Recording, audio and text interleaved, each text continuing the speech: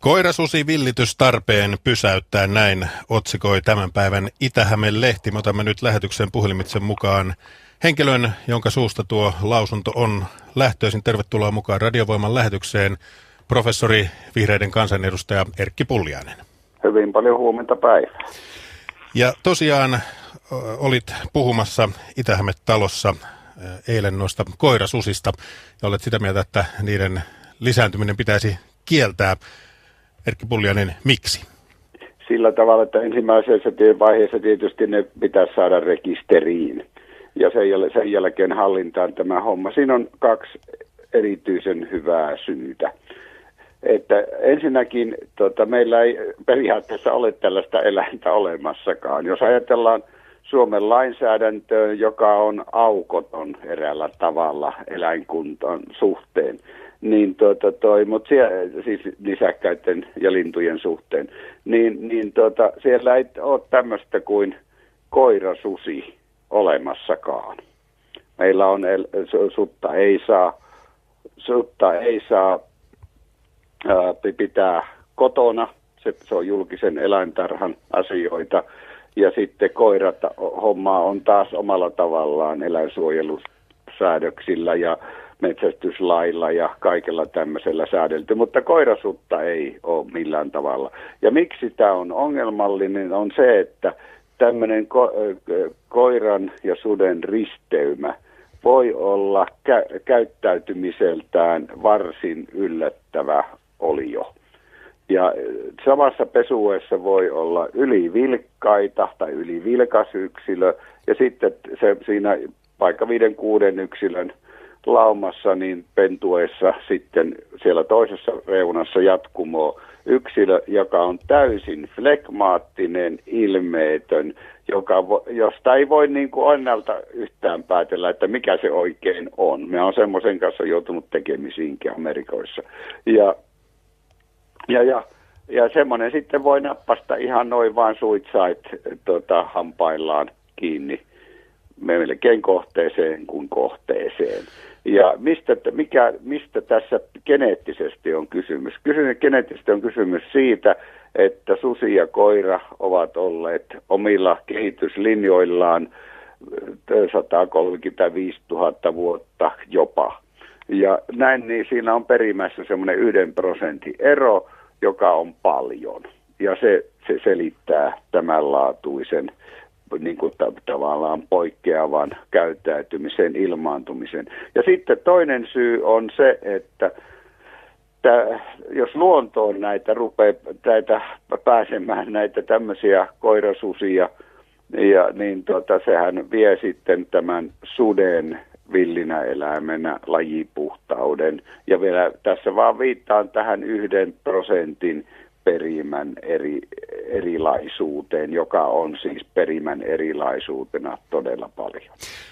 Sehän voisi hyvällä syyllä olettaa, että tosiaan jos nämä koirasudet täällä meilläkin yleistyy, niin kyllä niitä jossain vaiheessa sinne luontoonkin pääsee, kun ihmiset huomaavat, että minkälaisen eläimen kanssa ollaan tekemisissä, ja sehän ainakin kissojen kanssa, niin kuin myös koirien kanssa, tuntuu olevan nykyään se yleinen käytäntö, että jos ei tulla toimeen, niin sitten se eläin hylätään jonnekin. Niin, ja koirasusi on helppo hylätä, kun silloinhan ihminen hylkää semmoisen, mitä ei ole olemassakaan. Aivan, siis toisin sanoen...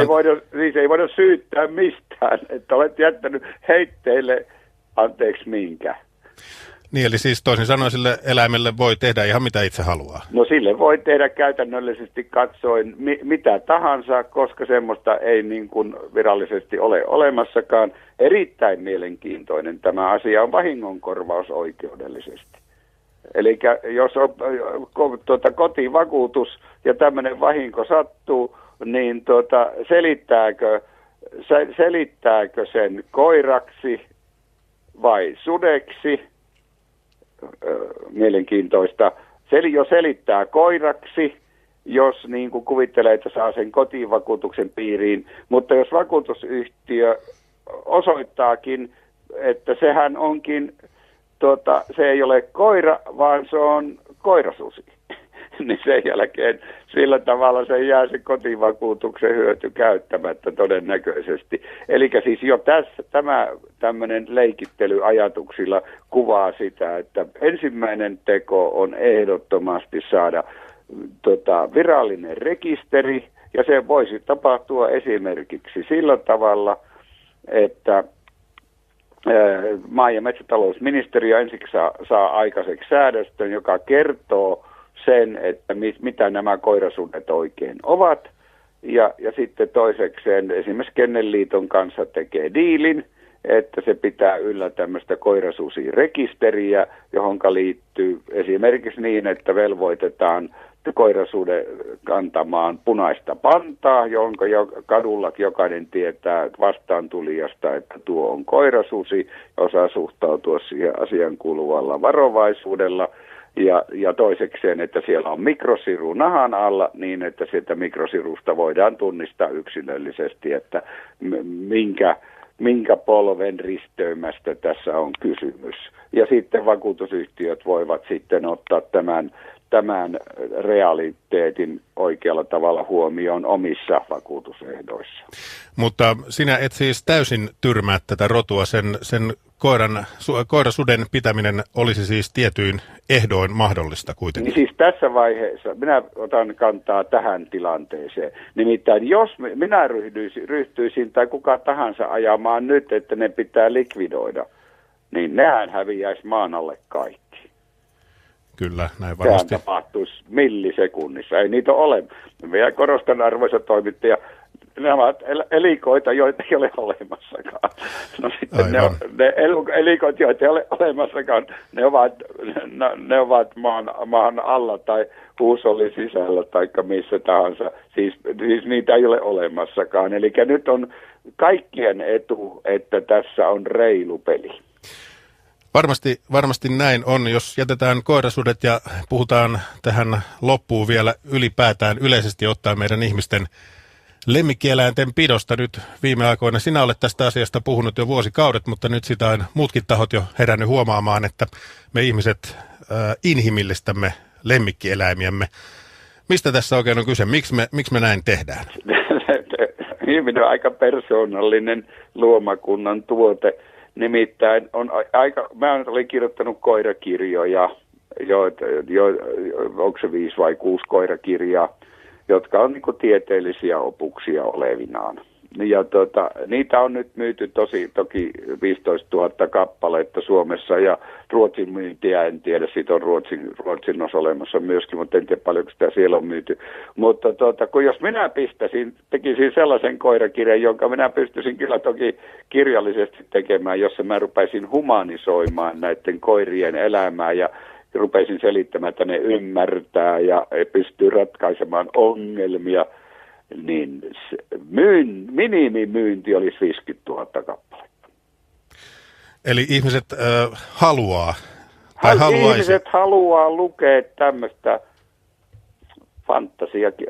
science fictionia, fantasiakirjallisuutta ja haluavat niin kuin nähdä omissa